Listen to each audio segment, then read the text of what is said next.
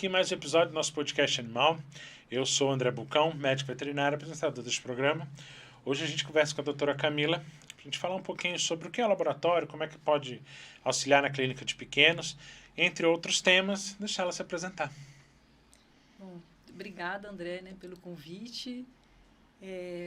Para eu me apresentar, acho que eu vou contar um pouco do meu contexto, porque muita gente me pergunta, que eu não sou de Brasília, e fala, como você veio parar aqui, E tem um pouco a explicação da área que eu sempre gostei de trabalhar, Eu me formei na Unesp Araçatuba, Universidade de São Paulo, e desde a graduação eu sempre tive interesse por áreas específicas, que é clínica e laboratório, as duas coisas. Acho que eu sempre gostei de diagnóstico, Aí eu estava terminando a graduação, fiz residência, fiz na USP, em clínica de pequenos, não foi em laboratório, nem tem. E aí, durante a residência, eu fui me envolvendo com aqueles casos hematológicos complicados que iam passando, muitos retornos. Aí eu pegava o caso para dar uma estudada, ia atrás de uma professora específica, que era a professora Mitica, que foi minha querida orientadora no mestrado, depois, porque ela também tinha isso em comum. Ela gostava dessa parte de clínica e laboratório aplicados, e juntos. Aí fiz o mestrado com ela depois, emendei, defendi o mestrado, comecei a trabalhar com clínica num grande hospital em São Paulo. E aí que veio a história de Brasília, na verdade, por causa do meu marido, que a gente namorava, se conheceu, ele é daqui de Brasília. E eu estava um pouco saturada dessa área de clínica, porque você sabe, André, assim, é uma área muito rica, muito bacana, mas é bem desgastante, estressante, para você trabalhar assim. Eu falei, meu Deus, e tocando mestrado junto. Aí surgiu uma oportunidade de trabalho aqui em Brasília, nisso. E ele já estava aqui, então eu falei, eu também não quero ir para lá sem trabalhar, E, no final das contas, eu comecei a dar aula no Unidesc, em clínica, patologia clínica, outras áreas. Lá também. E fui coordenadora lá também, em 2010 até 2012, mais ou menos. E depois saí de lá e fui para um laboratório, para um CIDVET, que acho que eu fui pioneiro aqui em Brasília, da Denise Salgado, Quem é mais das antigas conhece, Ela me ensinou muito. E aí, depois eu dei uma parada, que eu tive meu filho, fiquei uns 2 anos parada mesmo na área, e voltei fazendo doutorado na UNB, com a professora Giane, deve ter sido sua professora, Se você estudou na 4ª turma da UNB. Ela também já está lá há muito tempo, E a me orientou no doutorado, aí também começou o LabCare, em 2016, mais ou menos junto, a gente abriu o LabCare. Concluí o doutorado, vai fazer 2 anos já, nossa, passa rápido. Fiz um período de sanduíche na Universidade da Carolina do Norte, foi bem legal, E agora eu continuo com o LabCare, que já vai fazer 7 anos, agora em julho, e estou como professora voluntária, auxiliando a professora Giane nas aulas de patologia clínica na UNB também. Legal. E você acha que essa questão da própria vivência clínica, na clínica, ajuda bastante na questão da patologia clínica, Com certeza, é o que eu falo, a gente vê, eu acho que de uma forma fragmentada, para tentar ser de um jeito mais didático, e sequencial na graduação, mas, na verdade, a gente aprende a patologia clínica com o propósito de auxiliar na clínica, Lógico, tem o veterinário laboratorista que pode trabalhar com isso, mas é um nicho bem específico, E o objetivo final, que eu falo, é ajudar, você prover um diagnóstico para o animal que está precisando, que é a nossa missão de bem-estar, enfim, de prever, ou, às vezes alguma alteração, que é a medicina preventiva, que hoje, graças a Deus, está crescendo na medicina veterinária. Então, é o que eu falo, o grande objetivo do laboratório, no final das contas, é auxiliar na clínica. É um grande suporte que eu, como já fui clínica, que eu falo com meus clientes, Eu falo, às vezes eu penso, nossa, será que eu devia ter feito uma residência, uma especialização maior em laboratório, mas no meu mestrado e doutorado eu fazia as duas coisas, na clínica eu já envolvia as duas coisas, e isso me ajuda no dia a dia, é meu diferencial, porque eu sei o que é estar do outro lado também, do clínico, que às vezes não é fácil coletar o sangue, tem o tutor, com cobranças 1000 hoje em dia, o animal, às vezes temperamento difícil, e tem coisas que a gente fala que sim, são bobas, mas ajudam. Então, por exemplo, o clínico, às vezes, como a gente tem um contato próximo, com nossos parceiros, ele fala, olha, estou suspeitando da doença X, manda o sangue, o exame, aí dá o Y. Aí a gente fala, nossa, acho que ele não estava esperando por isso, mas sobrou soro. Então, se você quiser fazer um complemento desse exame, por exemplo, um distúrbio renal, né? Ah, nossa, deu azotemia, ele tinha falado que o problema era hepático, ele achava. Olha, sobrou soro, dá para fazer um eletrólito, dá para dosar um fósforo, você não precisa coletar novamente. Porque isso eu lembro da minha vivência, né? Fala, poxa, você tem que chamar o tutor de volta, agendar, coletar o sangue novamente, e tem um soro, né, fresquinho, né, que dá para você fazer, né? E só isso é um adianto, né, pro seu parceiro, né, clínico. Então, essas coisas do dia a gente procura sempre facilitar no clínico. E a própria questão às vezes o tutor não compreende essa questão de você ter que chamar para recoletar. Acha às vezes o estresse é muito maior. Né? E hoje em dia com o Google, o povo sempre vai atrás e dizer que a culpa é sua. Com certeza, né? Tem sempre um culpado, né? Quem está na sua frente, geralmente. Né? E aí, o Labcare tem 7 anos já. Vai fazer agora em 7 julho. anos. E nesses 7 anos mudou muita coisa, a própria questão dos exames, né? Sim, com certeza. É o que eu falo, né? E eu estava até comentando hoje com uma pessoa também, né, que faz consultoria de laboratório, tudo. Eu falei, eu acho que está mudando o padrão, porque desde que a gente abriu, e eu ofereço até hoje nos serviços básicos, como, por exemplo, agendamento de clientes de conversar sobre um tema que eu sei que gera muita dúvida, hemograma, interpretação de hemograma, né? Bioquímica básica. Mas, cada vez mais, os veterinários me procuram, né, para perguntar sobre exames mais sofisticados, né, que às vezes são até terceirizados. Né? Então, biologia molecular, PCR, microbiologia também às vezes, teste sorológico direto. Então, mesmo... O próprio número de testes sorológicos hoje em dia cresceu bastante. Sim, até os testes rápidos, né? Eu estou batendo aqui.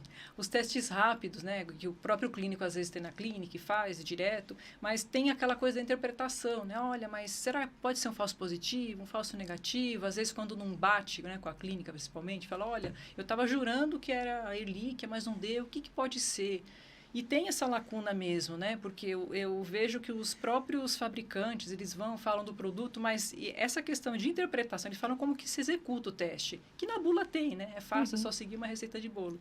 Mas a interpretação e esses poréns, tem interferência com vacina ou não tem? O que pode ser um falso negativo num teste sorológico de pesquisa de antígeno?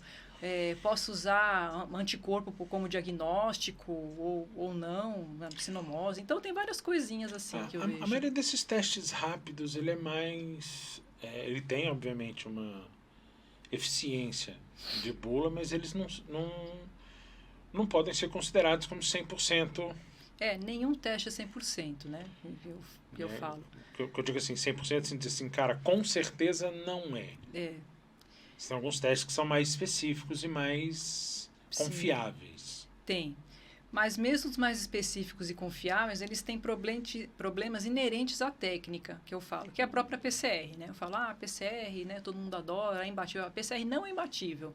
Ela é excelente, ela é superior em relação à sensibilidade e especificidade, se a gente comparar com o teste sorológico, mas ela tem os problemas, às vezes, de coleta. Assim, às vezes a técnica funciona perfeitamente, mas se você manda o material de um local que não é o certo, vai dar negativo. O que eu dou sempre exemplo é de Covid, né, por exemplo. Covid, a gente se habituou, né, de tanto ir lá, eu estou com sintoma, vai no médico, ele fala, quantos dias você está com sintoma? Eu estou com 2 dias. 2? Então volta daqui a X dias. Eu não lembro quanto tempo, mas tem um período exato. Por causa da janela imunológica. Por causa da janela, né, e assim, é sempre suave nasal, então a amostra é importante, você não coleta sangue para fazer PCR de Covid. Então, tem essas coisas, né? A técnica é muito boa, mas ela foi padronizada para fazer, então, ou de sangue, leishmaniose em animais. Tem que ser medula óssea, que é o padrão ouro, não é sangue total, senão dá um falso negativo com o animal tendo a doença. E essa questão de janela também, né? Então, um animal com Ehrlichia crônica, eu vou coletar também do sangue periférico, ele pode ter Ehrlichia sim e dar negativo porque você deveria ter feito, de repente, da medula óssea, do baço. Então, não quer dizer que a técnica não é boa, ela não funciona. Ela fez a função dela, mas é o que eu falo. A PCR é uma amplificação. E para que ocorra essa amplificação, eu tenho que partir de algum ponto inicial. Se eu não tenho naquele momento, né, estou no local errado, ela não vai amplificar. Mas a culpa é dela, né? A culpa é da amostra, do momento, da infecção. No caso de algum desses exames, assim, acaba que a gente manda sempre sangue por fato de ser mais fácil. Sim. Mas aí que cabe ao auxílio do laboratório, sabe? Porque o clínico, assim, né, ele recebe muita informação hoje em dia sobre tratamento, que eu não tenho acesso, sobre diagnóstico também, mas é muita coisa ao mesmo tempo e muitos detalhes, né? E os laboratórios também que estão fazendo esses exames, eles estão chegando num nível de detalhe que às vezes até eu me surpreendo, sabe? Por exemplo, tem um laboratório terceirizado que a gente manda muita biologia molecular para eles, fazem direitinho, real time, e veio no rodapé, outro dia, falando sobre valor de CQ ou CT de PCR. E um clínico, na hora, me perguntou, que está escrito no rodapé deles. Eu falei, nossa, eles estão colocando isso? E isso eu fui aprender lá no meu mestrado, no meu doutorado sanduíche, o que era o valor do CT, que é o ponto que você começa a perceber essa amplificação do agente. Então, dá uma ideia de quantidade de parasitemia. Mas é um conhecimento, assim, que não é muito comum, né, para um clínico saber aquilo. O que eu vejo muito é que falta bastante a questão da própria interpretação. Porque tem uma galera que está acostumada a pegar e falar assim, pô, beleza, então esse valor bate com esse aqui, então tá tranquilo. Esse bate com esse, então tá, mas não vê o todo. Do conjunto, né, da obra. Aí está outro ponto importante, né, que a gente fala, o exame, qualquer um deles, é complementar, que a gente aprende lá na semiologia, né? Eu também dei aula de semiologia, então eu falo, o exame complementar é lá no final. Antes tem a resenha, que é a identificação, então às vezes a raça te dá uma dica, a idade, aí vem a anamnese, né, o que você deixa de perguntar, o que perguntou o tutor, o exame físico, que tem gente também que passa batido, hoje também às vezes não se palpa, ver se tem esplenomegalia, não tem, no caso de uma parasitose, né, é o estoque sorológico que você vai ver o resultado. E depois disso, você já tem que ter uma possibilidade, né, uma hipótese diagnóstica para você pedir o exame complementar de acordo com a sua hipótese, né? Só que às vezes você começa a pular etapas, né, e aí você não vê o animal como um todo, ou então, outra coisa que eu vejo é especialização demais. Então, hoje a gente tem muita especialidade. Antes a gente só tinha cardio, né, na época que eu fiz a residência, né? Tinha cardio, dermato. Hoje a gente tem fisioterapeuta, tem medicina integrativa, tem um oftalmo, ortopedista que já estamos chegando parecido com a medicina humana, né? Sim. Ortopedista que lida só com pé ou com coluna, especializado em crânio, né? Enfim. E eu acho que às vezes parte da formação, como ainda está acontecendo, algumas áreas ainda eles estão fazendo a prova de especialidade para você ter tudo. Aí as pessoas não são clínicos antes, não têm essa visão geral e já vai direto para a especialidade. O que eu vejo muito na questão da especialidade é muita gente já começam com especialização sem nem ter terminado a faculdade ainda. Sem nem ter terminado. O que eu diria, né, é que assim, às vezes a residência, né, global faz uma super diferença para depois, como na medicina, né, humana, às vezes você faz uma residência e depois você faz uma especialização. Mas você, né, durante a graduação, né, ou então imediatamente se formou, não fez nenhuma especialização, nenhuma pós-graduação e vai direto, né, para a área que você quer, você pula isso e vai te fazer falta lá na frente. Que é aquela história, né, do oftalmo falar, nossa, tem uma catarata aqui, mas não lembrar que pode ser diabética, né, o cardiopata falar, nossa, mas é uma síndrome hepatorrenal, então eu tenho que ver. Isso, o ortopedista, né, ele não vai analisar e tratar uma fratura. É um paciente que tem uma fratura, então ele tem que cuidar da dor dele, ver se tem alguma causa para isso. Então, isso eu percebo, assim, né, que também, às vezes, infelizmente, né, a especialização é muito boa, que dá muitos privilégios, né, para os animais, eles têm um atendimento diferenciado, mas a gente não pode deixar também de lado... E essa vivência clínica é essencial até para você tomar a decisão do que você precisa fazer. Uhum. A decisão clínica de você ver o paciente como um todo, né? E hoje em dia, eu também, quando era clínica, eu sempre conversava com o tutor, né? Porque às vezes você tem um caso complicado, às vezes uma decisão difícil a ser tomada, né? Desde aquele lá que será que é cirúrgico ou não é? Será que faz nesse momento? Será que eu aguardo um pouco? Né? A clínica tem essas coisas. E eu, quando atendia, eu sempre conversava, expunha, né, os pontos para o tutor, que acho que quanto mais transparente, mais clareza, mais confiança você passa, e a gente também, às vezes, não sabe realmente, né, o que decisão, a gente não sabe o futuro, não, se eu tivesse feito isso. Então, expor para o tutor as possibilidades, e é assim, como na medicina humana eles fazem. Eles têm um caso assim, né, complicado, eles chamam a família e falam, olha, a gente pode fazer X ou Y. que vocês acham? E jogam a bomba né, na família, porque é uma decisão que tem que ser tomada em conjunta. Quem vai orientar, é claro, é o médico. Fala, olha, essa opção tem os prós, e essa aqui também cada um tem prós e contras. Mas é uma decisão que tem que ser tomada em conjunto, porque toda decisão tem uma consequência, né? Então, eu acho que às vezes falta um pouco desse diálogo, né, com o tutor, que também está cada vez mais consciente, né? Sim. Você deve ver, desde o tutor que já chega, o Google me falou isso, quanto aquele que é mais sensato mesmo, ou mais instruído, que ele entende melhor o que você explica. E ele é capaz de compreender quando você dá alguma lista de opções para ele. E eu acho também que assim, essa transparência com o tutor, ela deveria ser o fator principal. Porque eu já atendi era um bulldog francês, ele tinha 1 ano e pouco, mas assim, tomado de tumor. 1 ano e pouco? A gente fez tomografia dele, era um tumor abdominal, pegava fígado, rim, pâncreas, se não me falha a memória, a aorta ela passava por dentro. Nossa, gente, que judiação. 1 ano e pouco.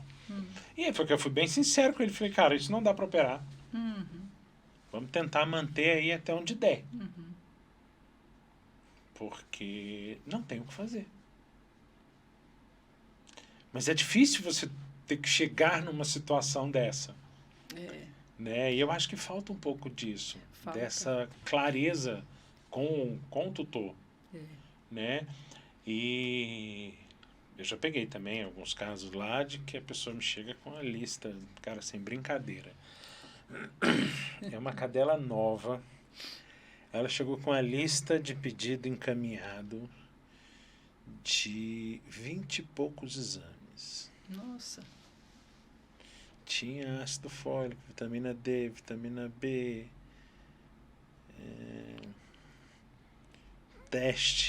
aquele teste para fazer de anticorpo de vacina. Sei, teste vacinal, cara, né? Um monte de exame. Nossa. Na minha opinião, a grande maioria deles totalmente desnecessários. Nossa. Mas como chegou encaminhado, eu vou coletar e vou pedido, fazer. Né? E aí, nesse caso, tem às vezes, como você estava falando, ter essa conversa assim, o que eu peço, o que eu não peço, o que pode ser mais eficiente nesse caso, até porque a gente sabe que isso gera custo para o tutor. Com certeza. Então, sair fazendo exame à torta e direito. Às vezes acaba onerando e o tutor acaba não fazendo. A gente esquece isso, eu acho que é um ponto importante, né? Tem alguém pagando isso, né? Fora o animal que está perdendo tempo, né? Ou coletando um material que não é necessário, né? Expondo ele a algum risco, enfim. Tem alguém sempre que está pagando lá, né? Então, e é o tutor. Então, é necessário, né? Isso, não posso, né, deixar... Às vezes tem gente que pede sempre um perfilzinho muito básico e que esquece de pedir outras coisas, mas tem esse lado também que fala, o que eu vou fazer com tudo isso? Ou às vezes pede tanta coisa e dá alguma alteraçãozinha aqui e ali, mas não tem nem relação com o problema, né? Porque você não sabe o que está pedindo, não tem por que pedir aquele exame naquele momento. Então, ainda que dê alterado, não vai justificar a sua suspeita. Então, eu acho que tem que ter critério isso. Né? Olha que eu sou do laboratório, né? Às vezes eu falo, eu prefiro perder um exame do que perder um cliente, um parceiro. Porque às vezes a pessoa fala, olha, eu fiz isso, o que você acha que tem que fazer? Ultrassom. E não faça ultrassom, né? Mas eu falo, nesse momento, o melhor para esse paciente é isso. Eu falei, de exames que você poderia fazer, você já fez esse, né? Então, ok. Eu falo mesmo, né? Meus clientes sabem que eu sou sincera, né? Não, isso faz também com que tenha uma confiança maior até no próprio serviço do laboratório. Uma vez que, falei assim, não preciso fazer isso tudo de exame se eu posso ir por etapas. Né? E a própria questão como você comentou, né, da questão da própria medicina preventiva ter crescido bastante, acaba que o número de exames, quando precisa, você altera muito pouco daquele que você já faz padrão. É verdade. Né? É. Porque você tem Você já consegue direcionar mais facilmente, né? E isso da medicina preventiva, né? Você tocou no ponto também, eu acho interessante. Eu vi que você trouxe um pessoal de plano de saúde aqui para falar. A gente atende, né? O LabCare atende alguns planos também.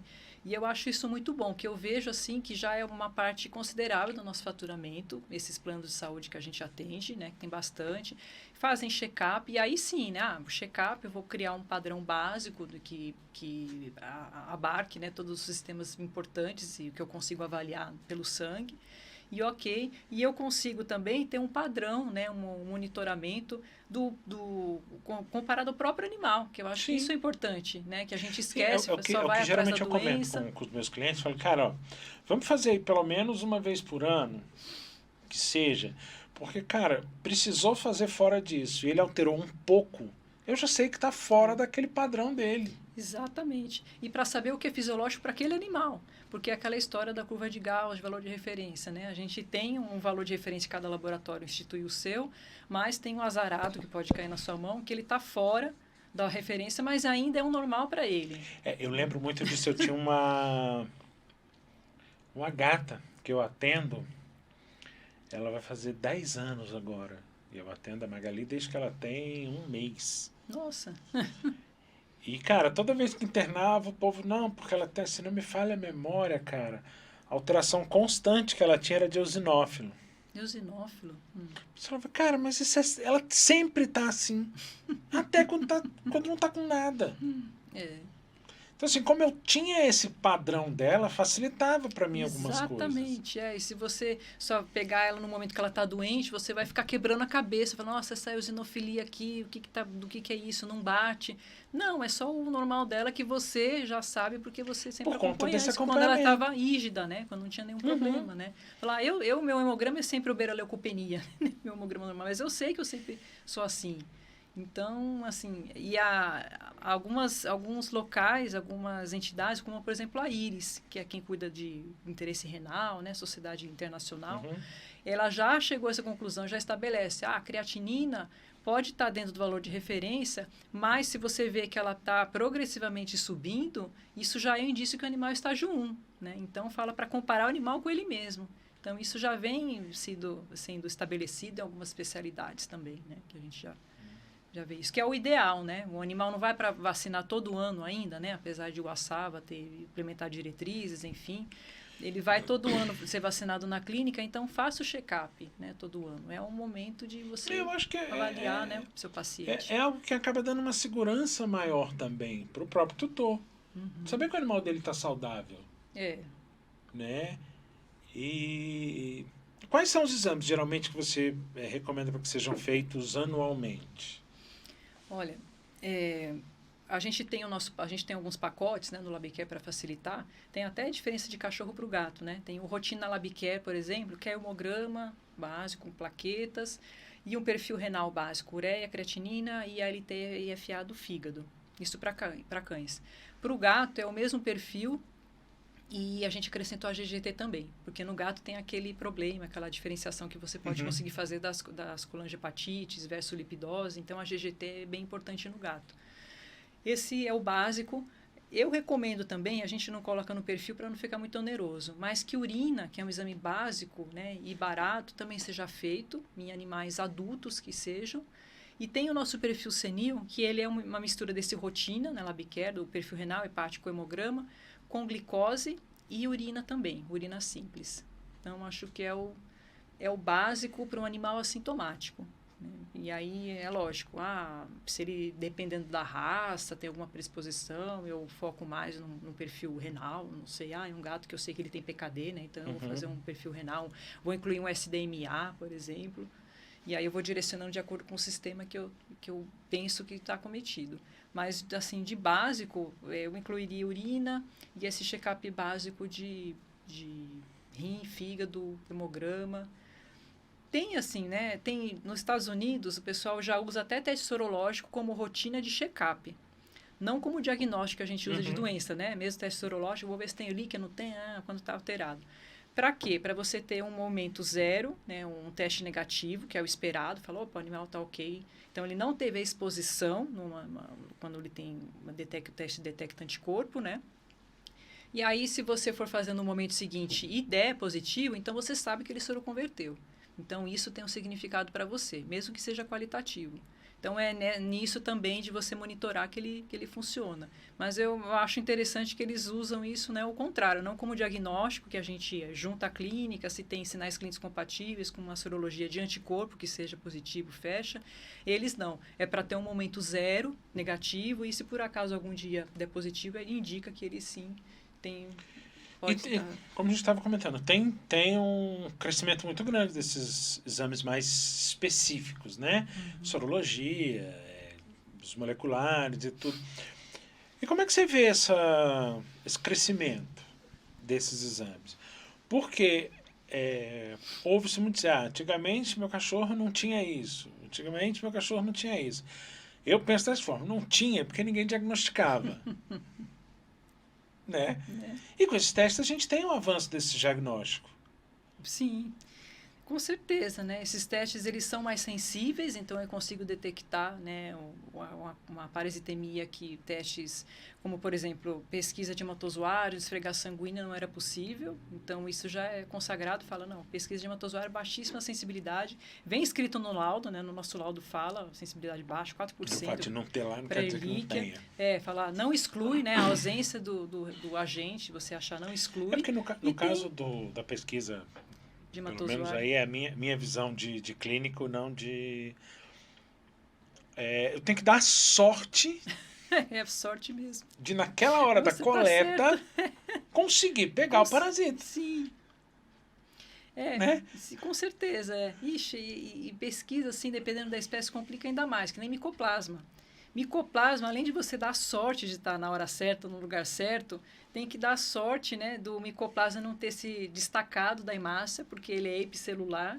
E aí você conseguir ver ele na lâmina, porque se ele está destacado, você vê na lâmina, você pode ficar na dúvida se é precipitado de corante, se é alguma coisa no fundo. Eu lembro que assim, então, que uma vez a gente pegou uma cadelinha resgatada. E exame de sangue, rotina. E aí veio o corpúsculo de Lenz no hemograma. Falei, cara, ó, alguma coisa aí não tá bom. E aí era uma cadelinha resgatada. Sim. Então aí você já começa a... E não era algo que a gente esperava que fosse aparecer, bem da verdade é essa. Às vezes né? surpreende, às vezes a gente pega uns tempos e o veterinário suspeitar mesmo. Né? E a questão desses testes sorológicos, a gente tem teste sorológico para quase tudo, né? Acho que para as mais importantes, sim. Tirando micoplasma, micoplasma só tem PCR, né, para gato. Tem Erlíquia, leishmania, parvo, corona, FIV, FeLV, sinomose. né, Esses três são mais... Tem principalmente os testes rápidos. Tem crescido bastante. Sim. Né? Alguns desses testes tem alguma restrição quanto à idade? Né? Um tempo atrás tinha a questão do FIV-FeLV, que tem uma certa idade que pode dar um falso positivo. Aí depende, né, do tipo de agente. Então, o FIV é um bom exemplo. E do tipo de teste que é feito, o que ele detecta. Então, o FIV, por exemplo, ele detecta anticorpo. E aí, porque ele pode confundir com anticorpo materno, então tem essa janela, geralmente de 6 meses, para você, enquanto ele tiver 6 meses, eu não vou saber se é anticorpo materno ou se é no animal que realmente teve contato com o E aí pode ser um falso positivo e deixar o tutor louco. Pode ser um falso positivo, ficar louco, Né? Sim, Porque aí começa-se a fazer um monte de contraprova. Até a sorologia para FeLV, que é a pesquisa de antígeno, né, que detecta, como é no sangue periférico que a gente detecta tanto o PCR, né, se for um RNA viral, ele vai falar que o animal está em viremia. Então, naquele momento, eu tenho vírus circulante. Mas ele pode, de repente, eliminar ou ficar regressivo, e se você não fizer um teste mais apurado, como pesquisar um DNA proviral, você nem saber, ele passar a vida assim, que não. Então, até, dependendo do tipo de teste, tem essas minúcias, né, de interpretação também. O que significa, né? Porque nesse caso, por exemplo, da FIV-FeLV, se for negativo, é negativo. Negativo é negativo. Então... Mas se der um positivo no animal mais jovem, vai deixar mas tem também isso, né? FIV-FeLV ainda tem essa janelinha também de período de detecção. Então, animal resgatado, ou peguei um gatinho na rua, fala, não adianta você pegar o animal e fizer um teste hoje, ou daqui a uma semana, ou até 30 dias. Porque se o animal foi infectado ontem por felve, por exemplo, eu demoro, né? O teste demora para detectar, para que o organismo produza antígenos, no caso, né? Detectáveis pelo teste, até 30 dias.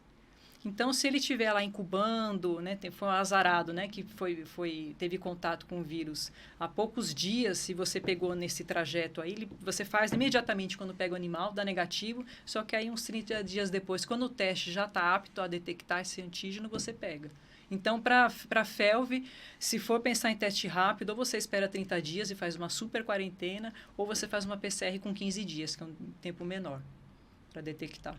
E aí, nesse caso, então, todos os testes vão ter essa questão da própria janela. Todos, mesmo que seja, né? Por isso que eu falo que são minúcias, que às vezes o laboratório tem que auxiliar, porque é muito detalhe, né? Muita coisa, muita especificidade de alguma técnica ou de um agente. Então, o felve é isso, né? Mesmo você sendo cauteloso, vou fazer o exame mais específico, o PCR, se fizer no dia seguinte, ele for um azarado, se infectou ontem, não vai pegar. Tem 15 dias ainda para você conseguir detectar antígeno. Não estou falando nem de anticorpo, né? De antígeno mesmo. Então, por falar, se eu detecto antígeno é infecção, ok. Anticorpo indica exposição, né? Tudo bem. Mas mesmo antígeno tem esse porém também, dependendo do agente. E aí, nesse caso, o teste vai depender do quadro do animal também. Também, né? Se o animal tem sinal clínico, é que nem uma própria sorologia que detecta anticorpo pode ser suficiente, né? Nossa, ele tem hemograma compatível, ele tem a clínica compatível e deu positivo na sorologia, né? Ok, você tem especialistas mesmo, não sou eu, falo, pode tratar, né? Não tem problema. Mas eu ainda falo, olha, mas só verifique se não tem um diagnóstico diferencial aí. Porque Ehrlichia mesmo, né? Apesar de ser endêmica em grande parte do país, em Brasília aqui tem muito, os sinais clínicos que ela causa são inespecíficos. O animal não está comendo, às vezes tem um pouco de febre, está quietinho. O hemograma também pode ser um pouco inespecífico, porque trombocitopenia não é sinônimo, né? A grande parte das Ehrlichias, da Ehrlichia dá trombocitopenia, mas... E é algo que eu vou fazer 20 anos formado esse ano. Eu também. Então, assim, o que eu tenho reparado muito voltando àquela questão que a gente estava comentando no começo, da própria interpretação. Cara, é básico. Pegou um exame, ele tem queda de hematócrito e plaqueta baixa, vamos entrar com dox, porque é Ehrlichia. Pois é.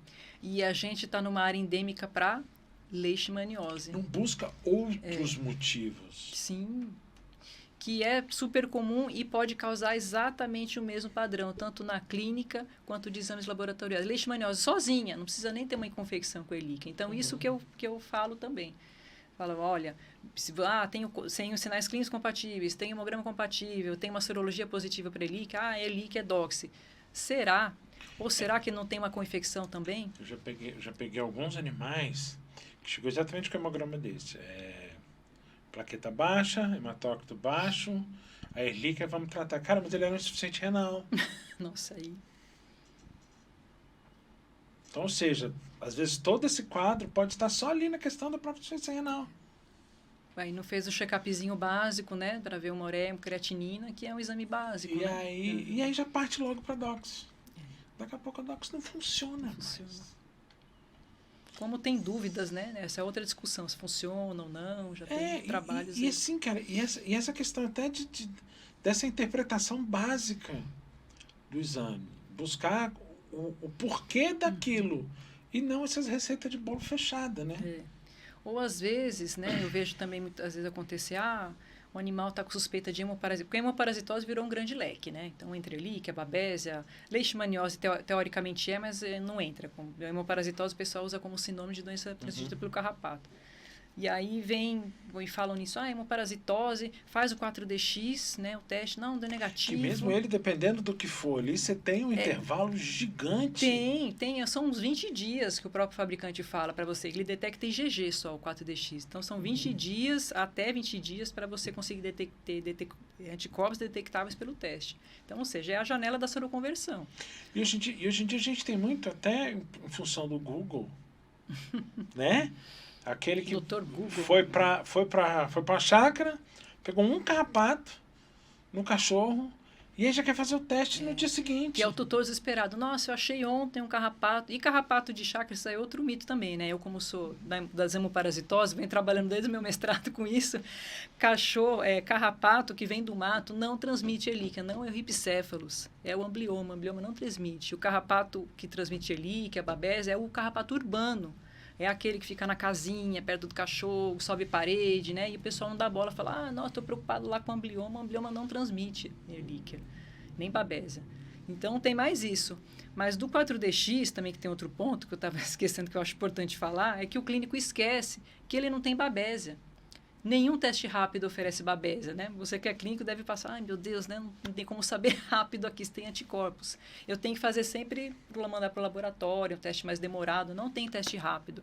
E às vezes o animal, é um filhote, que a gente vê mais comum, tem uma anemia regenerativa, que aí eu também estudando melhor o tipo de anemia, né? Lembrando das aulas de patoclínica, né? Olha, uma anemia regenerativa, hemolítica, eu penso em babésia, uma não regenerativa e helíquia. Se são quadros distintos, eu consigo sim separar e auxiliar, usar isso para me auxiliar no diagnóstico. Então, às vezes fala, nossa, mas esse hemograma aqui é hemoparasitose, deu negativo de 4DX. Eu falei, mas é um filhote, tem uma anemia regenerativa. Eu falei, ele pode ter babésia. Por que você não testa babésia?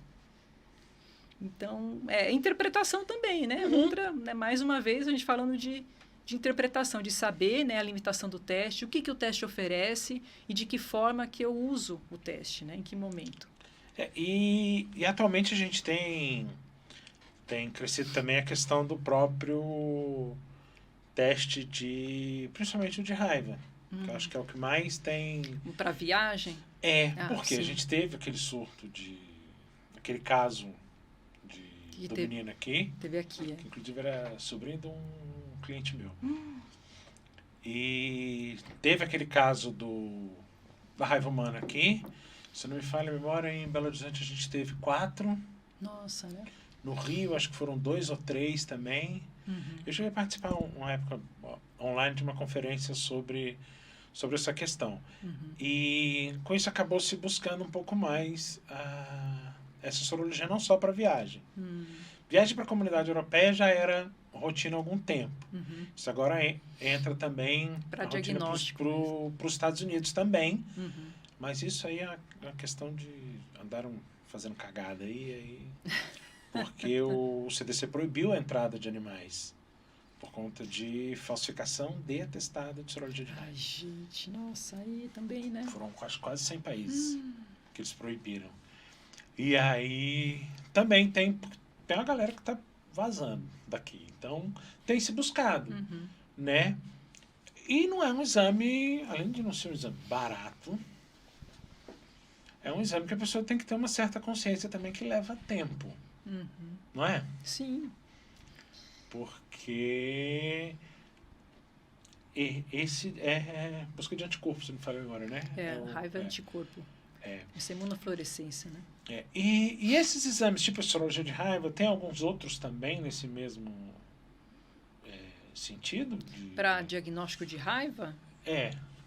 Olha, para diagnóstico de raiva eu não vou saber te dizer, porque eu não tenho muita demanda. Eu sei que a sorologia tem a questão do... tem a sorologia, que geralmente é imunofluorescência, tem as inoculações, acho que é para comprovar, quando faz camundongo ainda, né?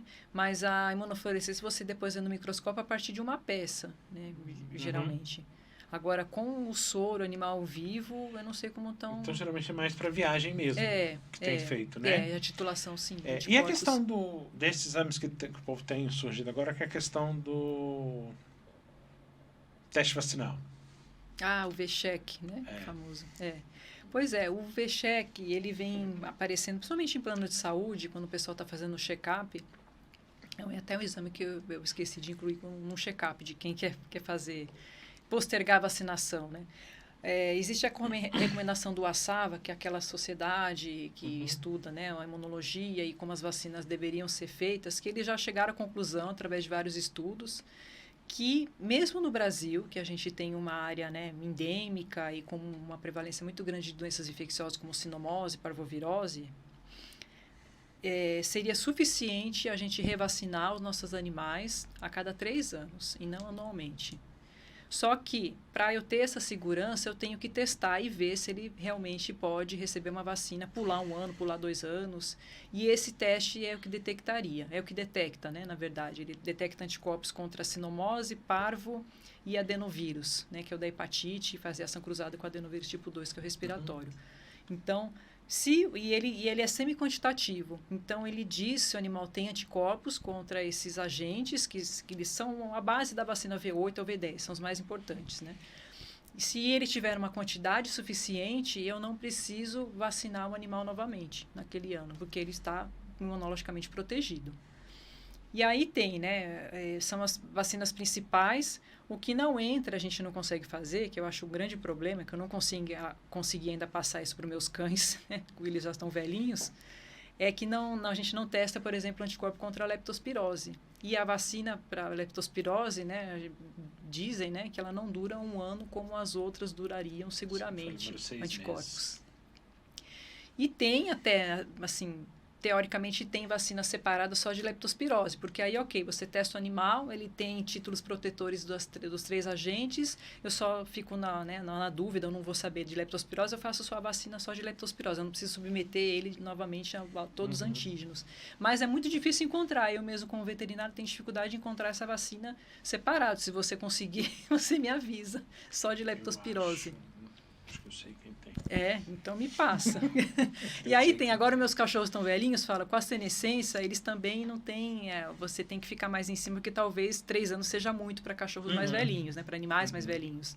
Mas, assim, cachorro novo, a gente pode estar vacinando demasiadamente, e aí é um grande problema, né, para os clínicos veterinários, porque falam, nossa, mas o nosso ganha-pão é a vacina anual, isso daí já é uma cultura, né, brasileira, que o tutor leva o animal para ser vacinado, porque ele quer proteger, quer deixar o animal seguro. Mas eu acho que também é uma questão de mentalidade a gente começar a reverter, né, e mudar nesses tutores. Porque se eles têm essa cultura, né, que vão todo ano vacinar, por que não falar, olha, ao invés de vacinar, vamos fazer um check-up anual nele, né, e aí você economiza e não precisa vacinar todo ano. Então, você faz só esse exame. E dependendo do tipo de vacina e quantas você faz, às vezes fica até mais caro você fazer todas as vacinas do que fazer um exame, porque o exame não é barato, né? Não vamos falar, é um exame, né? É um exame caro.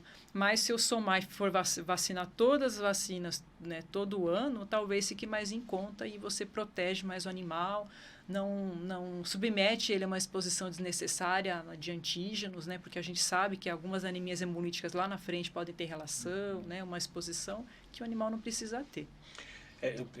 A primeira vez que eu vi essa questão desse espaço de vacinação foi há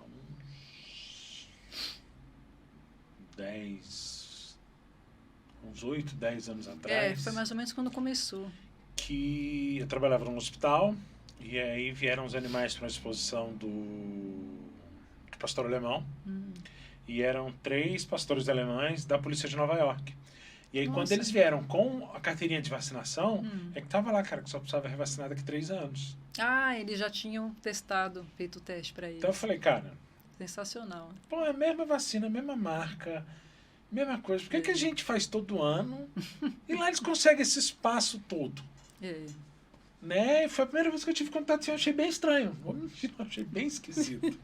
Né? Porque realmente a gente tem muito essa mentalidade do não testar. Né? Porque até para você conseguir do tutor, para você fazer um exame, é uma luta.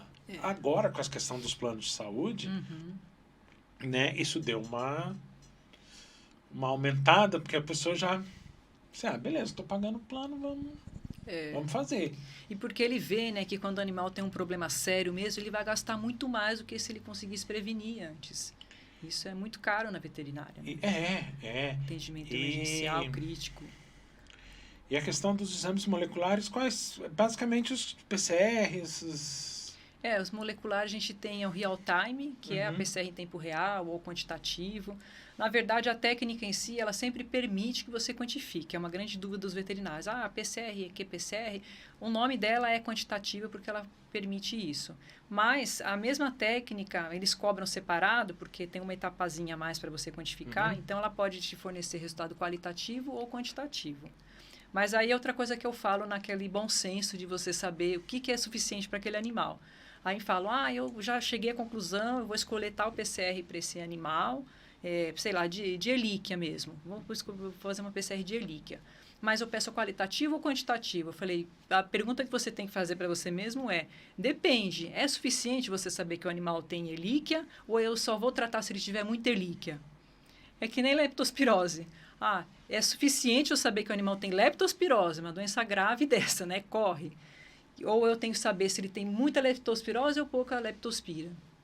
Então, assim, quando é suficiente você saber que o animal está infectado, né, que a PCR, ela, juntando com a clínica, né, é uma pesquisa do material genético, não é infecção exatamente, mas você consegue associar isso de uma forma mais fácil, né, do que uma sorologia, então, ok. Agora, quando me é vantajoso eu saber o quanto que ele tem de carga parasitária, como, por exemplo, os exemplos que eu dou, quando eu estou na dúvida que um animal foi vacinado recentemente para sinomose, ele está com sinais clínicos, e se eu fizer uma PCR agora, eu não vou saber se aquele material genético, o vírus, né, detectado, é vacinal ou é de uma infecção de campo. É uma possibilidade. Ou então leishmaniose. Leishmaniose, né, a gente que lida todo dia aqui, infelizmente, é importante eu quantificar porque eu tenho um momento zero dessa infecção e eu sei o quanto que o animal tem de cópias de DNA da leishmania. Depois, pós-tratamento, eu posso comparar que o controle vai ser ele mesmo, para saber se zerou ou se diminuiu, se está sendo efetivo ou não. Então, eu tenho esse momento zero para eu poder comparar. E FeLV nem tanto, mas FeLV também é interessante porque dependendo da quantidade de cópias, né, desse vírus da leucemia, eu também posso classificar se o animal está numa fase regressiva ou progressiva. Progressiva eu tenho muito mais cópias, a regressiva. E com isso ajustar o tratamento e em prognóstico também. As duas coisas. Então, nessas situações mais específicas, né, pensando na minha área, né, de pequenos, eu pensaria na quantitativa. É o que me pergunto quando a pessoa fala, quantitativa, né, ou qualitativa. Então, no caso de leishmania, que é o que a gente tem mais, o PCR seria mais eficiente do que um sorológico.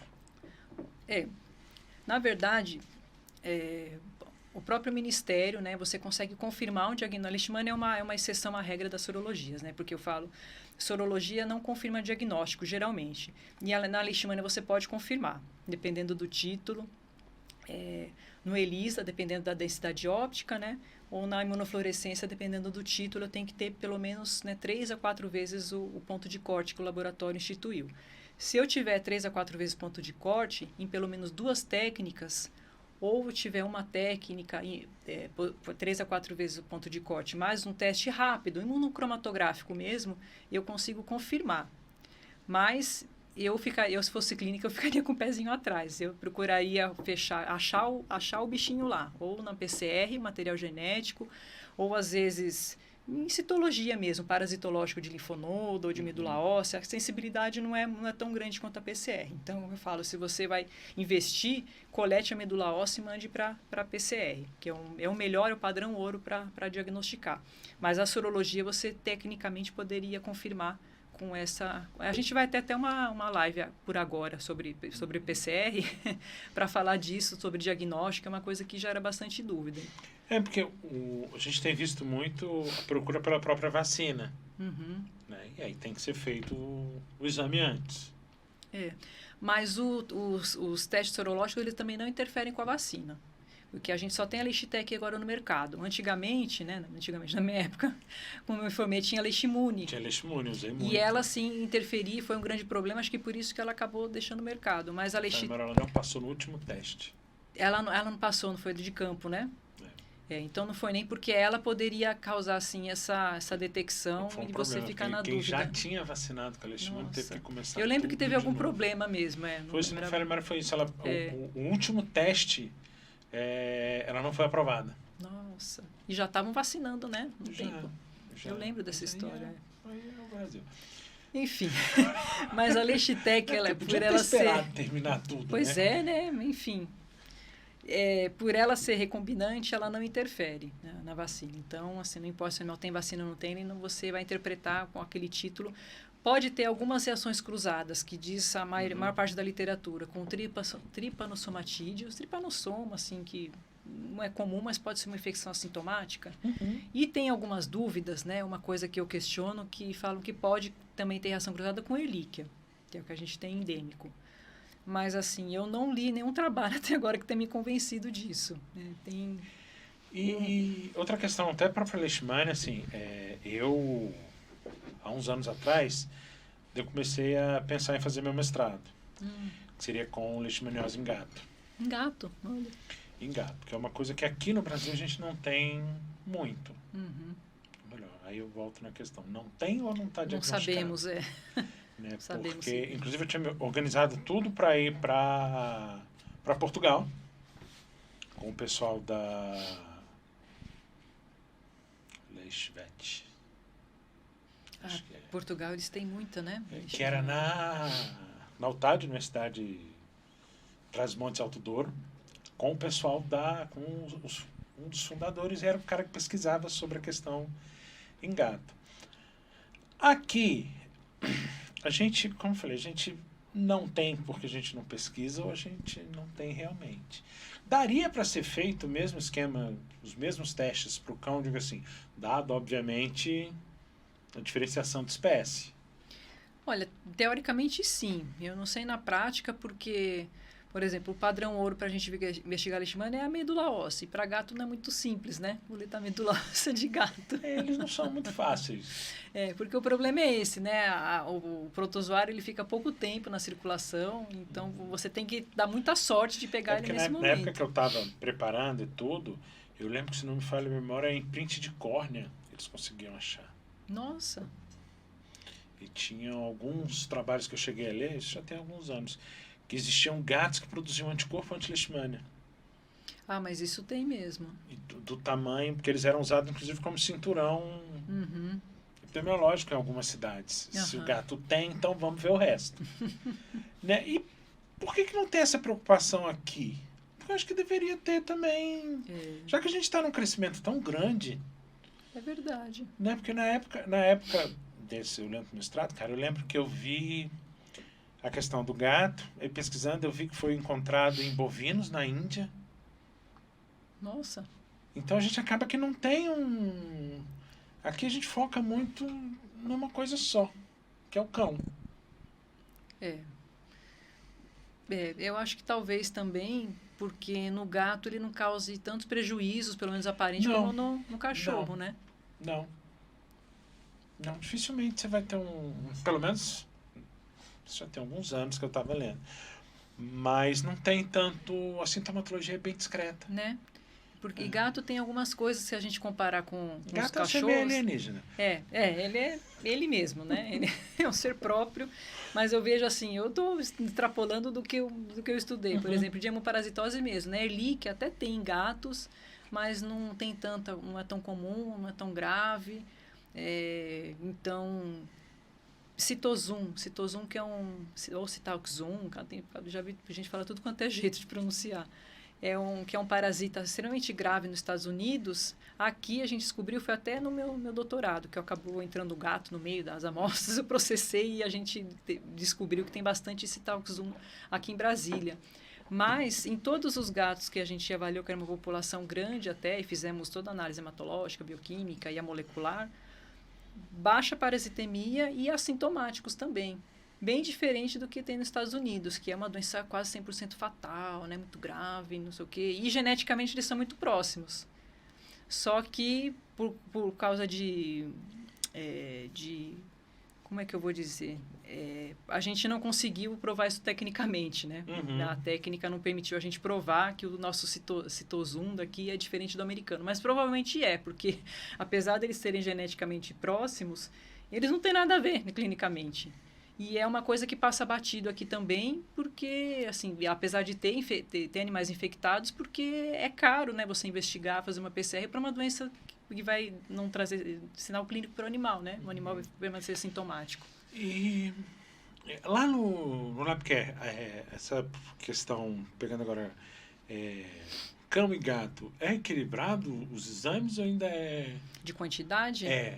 Não, ainda tem uma discrepância muito grande. Eu acho que talvez a gente tenha enviesado, que eu não tenho tantos clientes de clínicas especializados em felinos, mas mesmo assim, é muito maior a quantidade de cães ainda. Mas os gatos estão crescendo bastante. De uns anos para cá, principalmente, acho que também com isso do estilo de vida, né? Águas Claras, né? Que cresceu tanto desde a época que eu cheguei em Brasília. Nossa, não tinha nada, agora já virou uma mini São Paulo. Então, esse tipo de ambiente, o pessoal tem mais gatos, né? Eu acho que está crescendo sim. Não está perto ainda no crescimento de cães, talvez como São Paulo já tenha, está quase lá 1 para 1, mas tem crescido bastante sim. Eu pergunto exatamente porque lá na clínica, o que eu reparei é o seguinte: quando eu comprei, há 2 anos atrás, sem conhecer muito, falei, cara, vou comprar uma caixa de vacina de gato, por mais que tenha pouco, ainda vai, eu joguei fora metade. Nossa! Porque 80% a 90% dos meus clientes é cão. E lá tem prédios por perto, não tem? Tem, mas eu acho que é porque o tutor de gato acaba procurando clínicas especializadas para evitar o estresse do gato. Pode ser, o cat friendly, né? Então, por isso que eu pergunto se tem muito ainda essa discrepância entre os números de amostras de cão, o número de amostras de gato, porque são também valores de referência, tudo muito diferente, né? Sim, e é até dentro da própria espécie, né? O gato tem uma variação, né? Tem a particularidade hematológica do cão, que é gritante, que aparentemente eles são próximos, mas é completamente diferente na hematologia. E, às vezes, o tipo do gato. Então, os gatos grandões, Maine Coon, Sagrada Birmania, por exemplo, tem valor de creatinina alto, que é fisiológico para ele. Então, a gente está pondo isso até no nosso rodapé também. Algumas particularidades que são importantes para a interpretação, né? Porque você fala, nossa, o animal é renal e não, é só porque ele é um gatão. É uma dessas raças que tem algum tipo de particularidade, né, fisiológica. Ele sim. E lá vocês fazem cão e gato. Isso, cães e gatos. Né? E como é que vocês veem a projeção da questão própria dos exames? A gente tem visto, eu brinco muito, principalmente quando a Natália veio aqui endócrino, porque eu tenho diabetes. Então, a série de exames que o meu médico pede são inúmeros exames que a gente acaba não extrapolando muito para a veterinária. Mas, por exemplo, eu descobri algumas particularidades no caso da diabetes em humano que eu não sei se talvez teriam aplicação para a veterinária, mas que poderiam ser auxiliares no diagnóstico também, né? Você tocou num ponto super importante, que eu falei, eu até queria comentar disso, também que você me lembrou, porque a medicina veterinária vem evoluindo bastante, a gente está sempre, né, com um passinho atrás da medicina humana, tentando, né, ver o que realmente dá para aproveitar e a gente seguir. Então, o diabetes mesmo, eu sei que tem monitorização com aquele Libre, né, agora que você também consegue colocar em animais, né, uma coisa sofisticada para humanos e também agora para animais a gente consegue fazer, monitoramento contínuo da glicose transcelular. Mas tem coisas que ainda não se aplicam para a medicina veterinária. Então, um exemplo que eu dou, se vier perguntar a minha opinião sincera, eu vou dosar colesterol e frações, HDL, VLDL, como tem na medicina humana, porque o humano tem muito problema de infarto, né, aterosclerose. Cachorro geralmente não vive a ponto de ter isso, a não ser que seja um hipotiroideu, né, super colesterol lá em cima. Ou então a gente não consegue detectar isso com as mesmas ferramentas, né? Então, para cachorro, não se conseguiu padronizar e validar esse mesmo tipo de exame, que é colesterol e frações, a dosagem, e a gente tem que fazer uma eletroforese do colesterol para tentar equiparar, e mesmo assim não chegamos assim, que o VLDL é ruim para o animal como é para o humano. Porque o que eu falo é isso, né? A gente tem também muitas coisas aparecendo, mas a gente tem que filtrar, né? E ver o que serve, o que não serve, para não gastar dinheiro à toa, para conseguir abarcar uma inovação, como, por exemplo, a imunorreatividade à lipase pancreática, a PLI, que é um teste que a IDEXX faz, né? E a gente oferece. E deixar de pedir amilase lipase, que tem baixa sensibilidade, especificidade, mas, ao mesmo tempo, algumas coisas ainda não. Então, eu acho que esse é um bom exemplo. Ou então ferritina também, ferritina para você avaliar se o animal tem uma anemia que está relacionado à perda de ferro, que não é tão comum no veterinário como no humano, né? Outra abordagem, mas ela tem que ser espécie específica, tem que ter um kit apropriado. Então, várias coisas. Aí eu sempre fico atrás, né? Às vezes laboratório referência que começa a implementar, colocar isso a dispor, mas eu investigo e a gente valida. Validar é você parear, estudar e ver se isso pode ser colocado na prática e oferecer isso para o cliente, né? No final das contas. E qualquer coisa assim, né? Qualquer tipo de exame. Eu comprei agora um aparelho automático de bioquímica, é um robozinho, ele é ótimo, não sei o quê. Aí você ouve que o técnico fala, né? Que ele vai lá instalar e fala, não, tá calibrado, bonitinho, passei o controle, só que fala, mas agora eu quero testar com a amostra aqui no meu que funciona, no outro que já estava em uso. Algumas não bateram. Aí eu falo, imagina se eu ponho para a rotina, né, um aparelho e confio nos resultados porque ele está calibrado e não vou validar antes. Então, tem isso, né? GGT urinária é um outro exemplo. GGT urinária, tem gente que já está oferecendo, falando, é um marcador que indica lesão tubular aguda. Né? Em cães, em gatos, é muito bom, né? Enfim. Aí você vê alguns trabalhos, saíram agora em 2023. Eu peguei aqui, até coloquei um post no meu Instagram que fiz uns de março amarelo, né? Falar do problema renal. E aí falava, mas assim, não tem uma referência segura para você usar.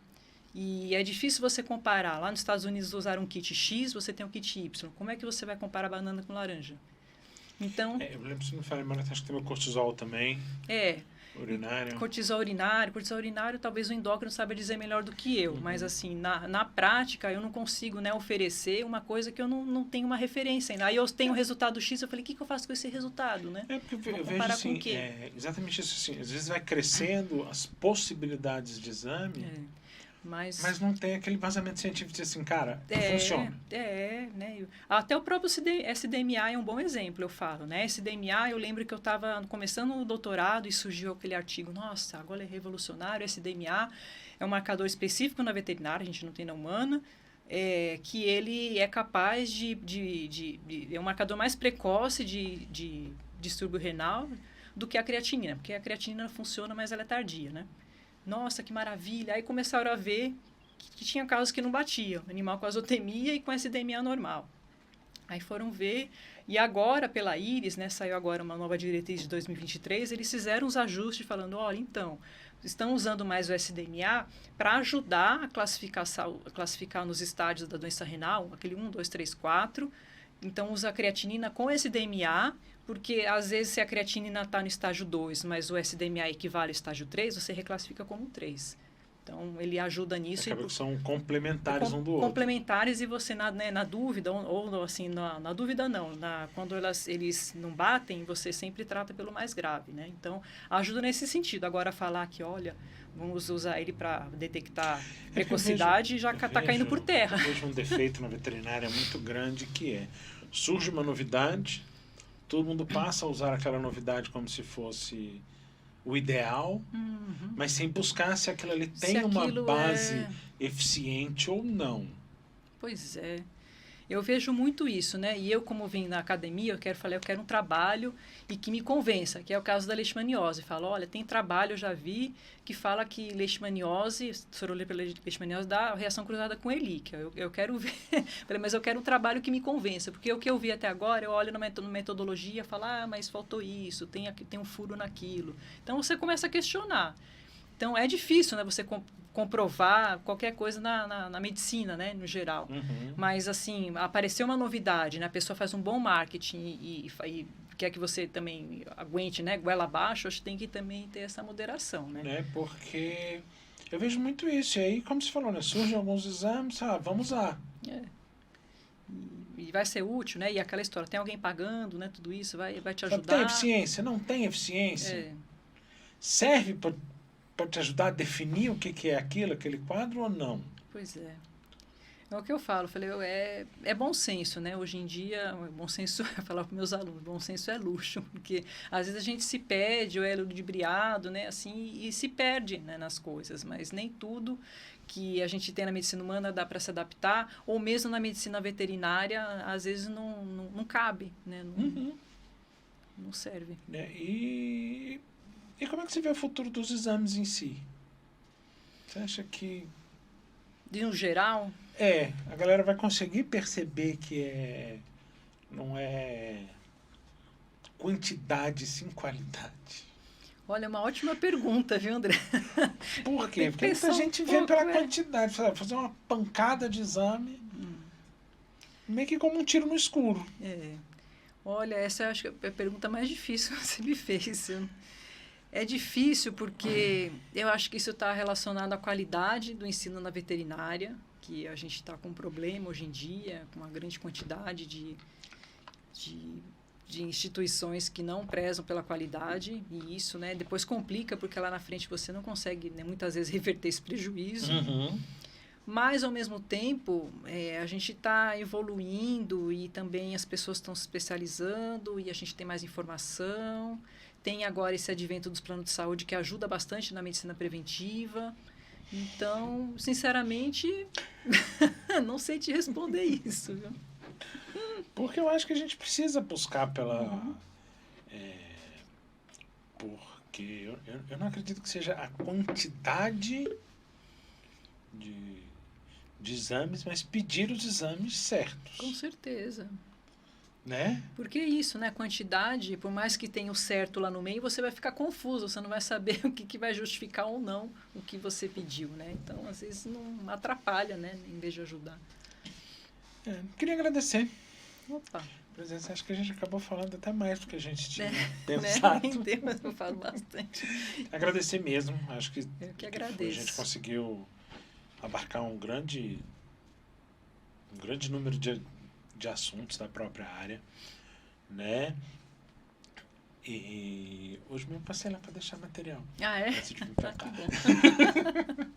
Né? Dizer que aqui a gente conta com apoio Plano B, vídeo, internet, marketing, curso, videoaula, vídeo institucional, o que vocês precisarem a galera faz.